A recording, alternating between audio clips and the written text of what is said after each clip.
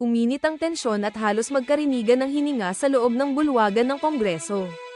Hindi pinalampas ni Congressman Rufus Rodriguez ang tila fishing expedition o pangingisda ng ebidensya na ginagawa ni Luistro. Sa isang harapang engkwentro, diretsahang sinyaplak at pinahiya ni Rodriguez ang mga katunggali sa gitna ng pagdinig. Mariing binweltahan ni Kong Rufus ang mga katanungang wala namang basehan at pilit lamang na naghahanap ng butas kung saan-saan. Ayon sa mambabatas, hindi dapat ginagamit ang kagalang-galang na institusyon para sa personal na agenda o panggigipit sa mga kalaban sa politika. Namutla at tila hindi nakasagot si Luistro nang isa-isang ay latag ni Rodriguez ang mga butas sa kanilang argumento. Isang malinaw na mensahe, ang katotohanan ay hindi nakukuha sa pangingisda, kundi sa matibay na ebidensya.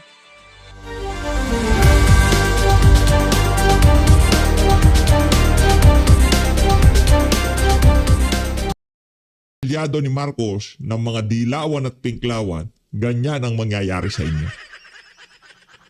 Hindi porket nakipag-alyansa sila doon sa mga politiko na kung saan merong prinsipyo at paninindigan, merong tunay na pagmamahal sa sambayanan, hindi ibig sabihin ganun ang gagawin ng mga yan. Tama, mali. Diba? Ngayon, ang gagawin ho natin sa susunod na eleksyon, solid Sara Duterte. Line up nila po sa Senado, solid Sara Duterte. Kung sino man ang kandidato ni VP Sara na congressman, solido ho tayo dyan. Ika nga balagbag ho itong 2028 election na to. Oh.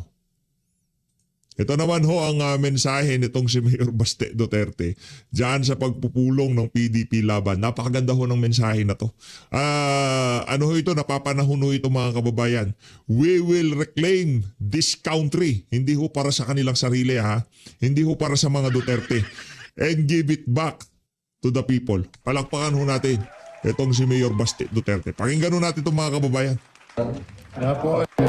First of all, I want to thank Pagpupulong ho ata ng PDP you for laban. your time. I know you're very busy people and lahat ng oras to gather here and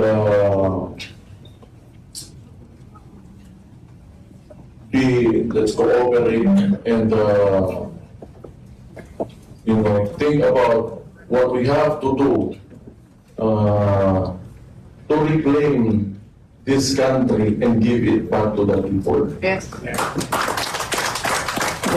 Palakpakan ho natin itong si Mayor Baste. So, fundamentally, I joined PDP Laban because my father is in the PDP. And though he is in The Hague right now, he is still a member of PDP. Yes. Yes, still the chair of PDP Laban. While he is not here, as acting president, I feel that it's my responsibility to organize all of us and decide among all of us should agree on things on what direction we have to take until the 2028 elections. Yan. So, what is the concern? It is the country and its people.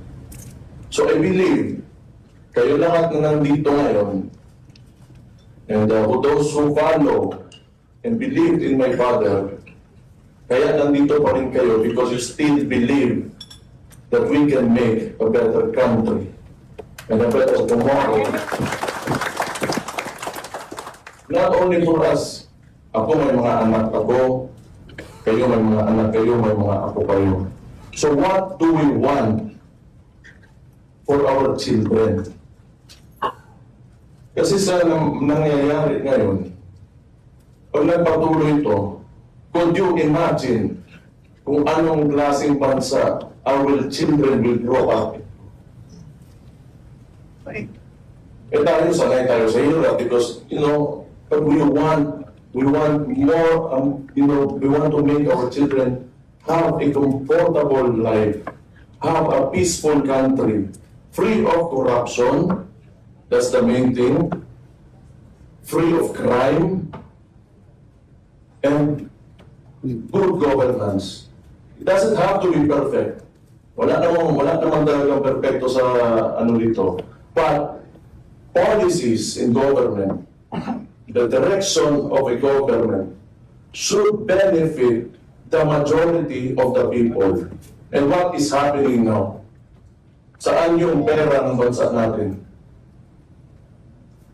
Even the President himself, si BBM, last year, if I remember correctly, August, nagpalabas siya ng mga contractor kuno that who were misusing the funds of the government. Kaya ano nangyari ngayon, pumutok sa mukha niya. And true enough, may issue talaga tayo sa pera. Correct. Hindi na pupunta. We have ghost projects. We do not have infrastructure. And how can people, especially the ordinary Filipino, yung mga mahirap, how can they move about and help themselves if the government does not properly use government funds to improve the lives of these people? Yo, napakaganda ho ng mensahe na yan itong si Mayor Baste Duterte. At ito naman ho ang naging mensahe nitong si BP Sara diyan sa ginanap na araw ng Davao. Pakinggan ho natin itong mga kababayan. Tinanong ho siya kaugnay sa kanyang impeachment at sa mga kabalbalang ginagawa nila dyan sa House of Representatives. Good. Hindi sila nag-consult sa akin, no?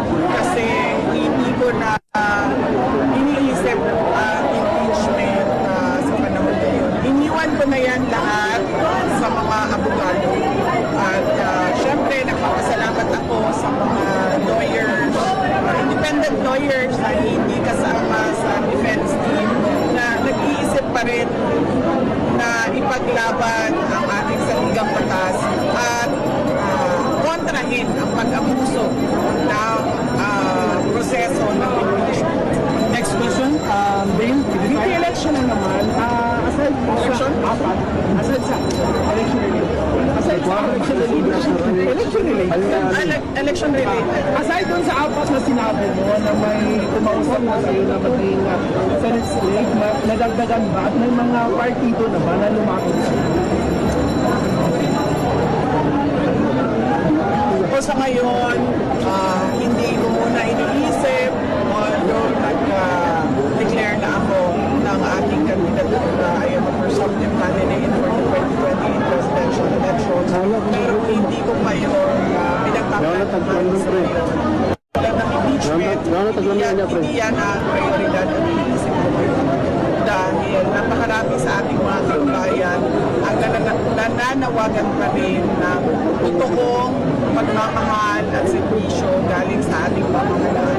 Kami sa tanggapan ng pangalawang Pangulo, yun yung prioridad namin ngayon. Kahit maliit yung opisina namin, lahat kami nagtutulong na nag-iisip paano makatulong sa taong bayan.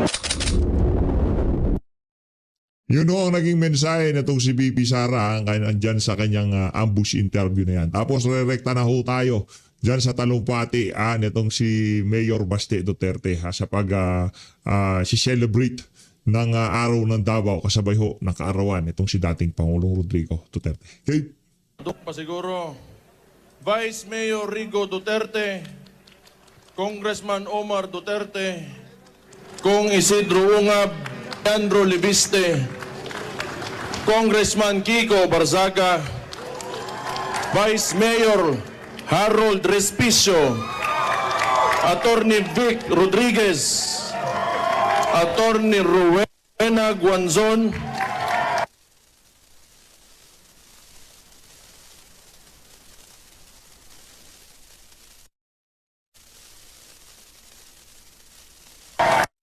Ronald Cardema, at magpasalamat ko sa security cluster nato.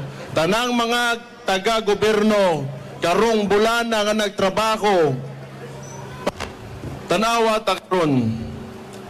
Kini ato mga bisita, akong gipang dadere. Kikibaw mo nga, ako di ko gusto mag-istorya politika, pero ginagmay lang. Kaya ato ang focus karon, araw ng Davao, 100 years na itong City Hall. But pasabot ana 100 years. Gabarog lang gihapon ang mga Dabawenyo o kusgan lang gihapon. Dagantag yagian ang ato ang local hero nga si former President Roa Rodrigo Duterte ilang gihilabtan karon unsay nahitubo sa toa.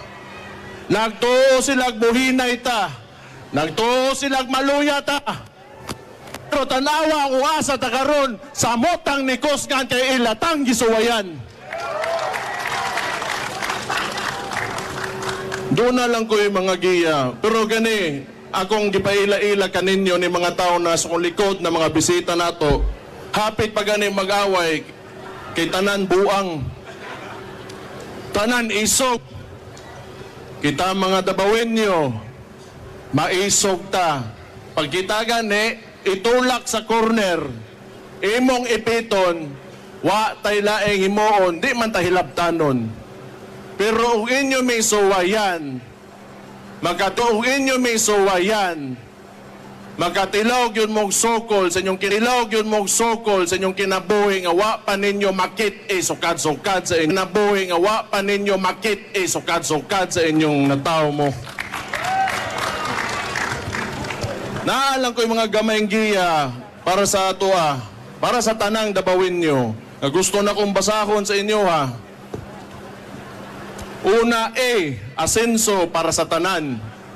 Dili lumba ang pag-asenso. Suportahan ang matag-usa nga mulambo aron dungan tang mulahutay para sa nindot nga dakbayan. Ang tinuod nga kalambuan kauban ang tanang katawhan. Kung musaka ang usa ka Dabawenyo, ang atong tumong o dapat natong panganduyan nga musaka ang tanan wenyo pagkitang tanan mo asenso. Pagkaiusa ang matag pamilya, importante kaayo ni. Sa matag panimalay kinahanglan manukad ang panagiusa. Pag hinatagay o pag sinabtanay, kay ang nagkaiusang dakbayan pundasyon ang pamilyang ligo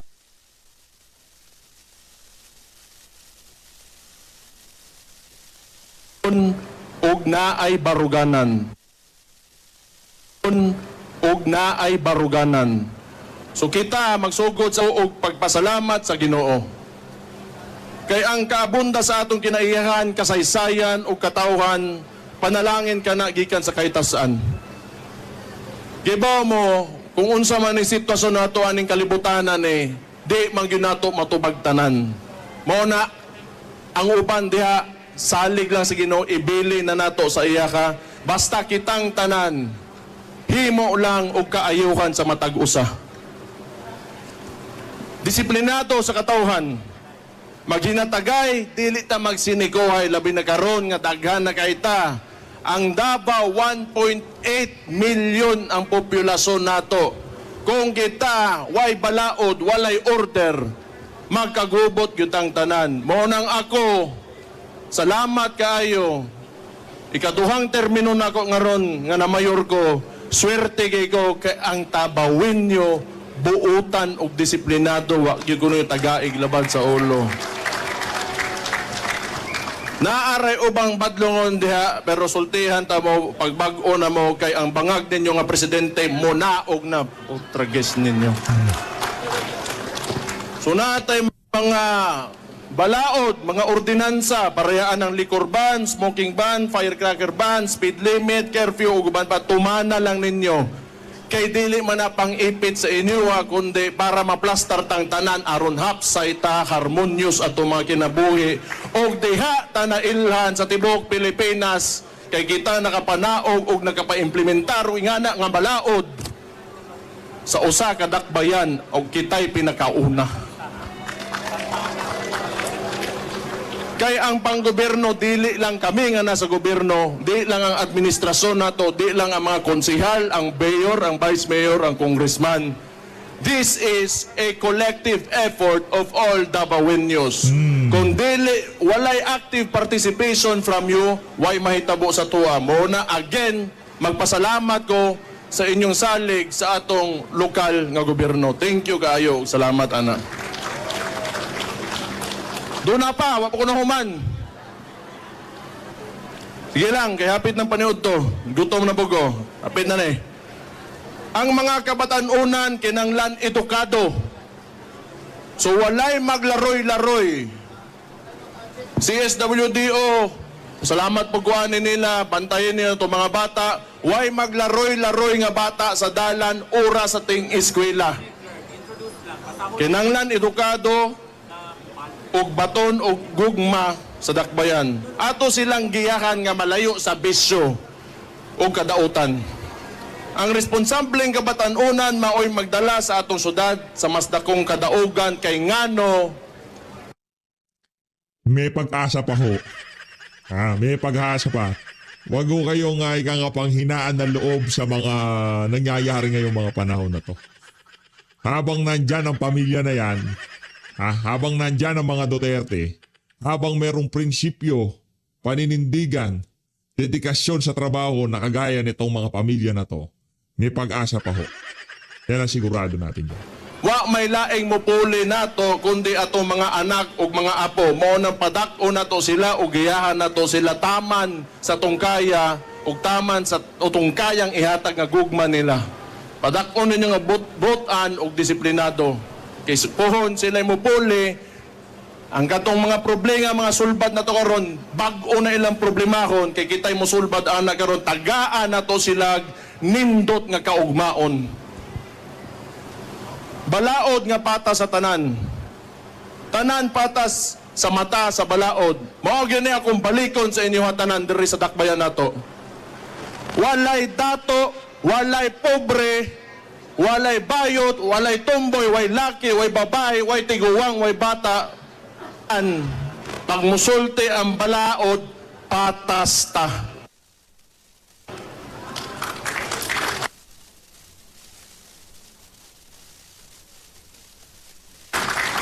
Walay pilion ang balaod dere, kung walay pribilehiyo dere pag-abot.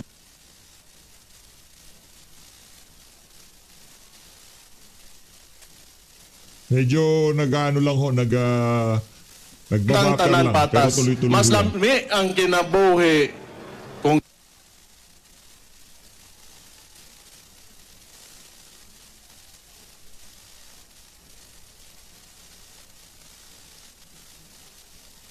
patas tanan tamulin niya. Mao na importante. Kay aron atong lugar nindot og organisado. Kabalo kong na ang droga o krimen atong kalaban. Padayon natong paggangon ang illegal nga droga o kriminalidad. Hinumdume ang culture of security. Importante nga na karon. Kaya doon natin administrasyon nga ginapasagdan, mobalik na pod ang mga ingon-aning mga butang pareha ng mga NPA sa ato mga kabukiran, nga magsinamok na pod sa mga kinabuhi sa mga tao. Munahan yung kalimting, naatay culture of security, kay bisag unsa pa ng pangsamok ang ilang buhaton, di ta nila magkaya kung magkahiusa ta og nakasabot ta sa tuntumong nga naatay kultura nga ingunani. Mora to.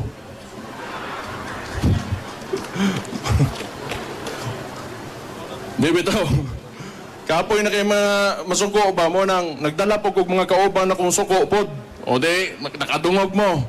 Pero kani mga tawhanan nagtuo ko nga naan ni sila yung mga revolusyonaryo na kasing-kasing. Kaysa panahon kung kanus alisod kay mutingog, kining mga tawhanan nga giimbita nako diri sa akong likod karon. Pipila lang ni sila nga nistorya sa kamatuoran ug unsa gay tinuod nga nahitabo sa atong nasod karon. Kani po ang importante kay sa kuha sama sa kuing mga patas tang tanan, walay diskriminasyon sa tinuuhan. Atong ginarespeto ang tanang relihiyon, tribo. Oy, ang mga deputy mayors din, nakalimot ko ninyo. Huwag itong mga gwapa na mga tindaog din, mga mutya, ha? Gwapa kayo mo. Sige, niingon lang gani ko, tinuod man. Tribo, gigikanan basta para sa kaayuhan. Kay dinhi sa Davao City, pag musod ka dire, dabawin nyo tang tanan. Kini ang Davao, mamato, A-N-G-D-A-B A-W. Ang Davao. Kuya ano? Kuya ano ba?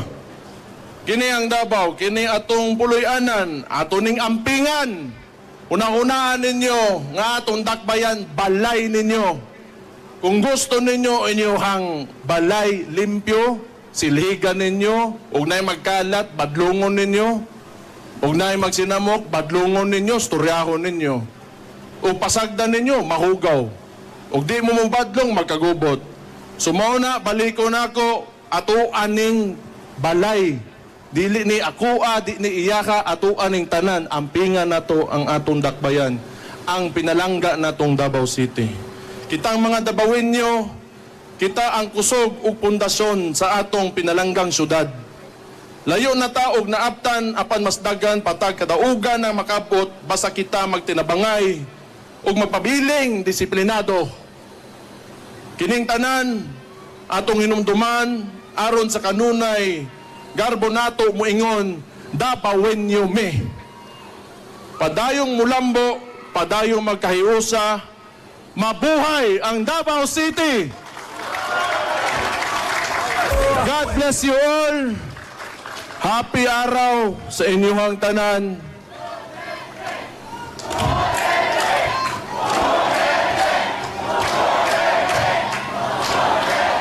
Napatay ko ingnon. Akong pilion nga presidente karon 2028 si Inday Sara Duterte. Masuko na ko bantay lang mo ako'y makasaban. Sige, ha? Salamat kayo. Mabuhay mo. Thank you kayo.